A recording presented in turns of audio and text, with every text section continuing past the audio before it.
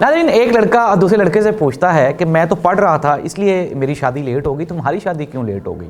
तो वो दूसरा उसे जवाब देता है कि यार मैं ना अल्हम्दुलिल्लाह हर साल सदका करता था, शायद इसीलिए मेरी शादी लेट होगी। तो उसने वो बड़ा हैरान हुआ, कहता सदका करने से तो शादी जल्दी होनी चाहिए।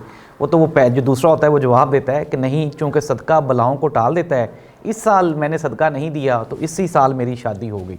तो नाज़रीन, पंजाब हुकूमत ने वुज़रा की तनख्वाहों में 900 गुना इजाफे का प्लान किया है, ऐलान किया है और इसको एग्जीक्यूट भी कर लिया है। जाहिर सी बात है, एक गरीब मुल्क है, एक गरीब सूबा है, हमारे पास जहर खाने के पैसे नहीं हैं, आवाम भूख और अफलास से मर रही है।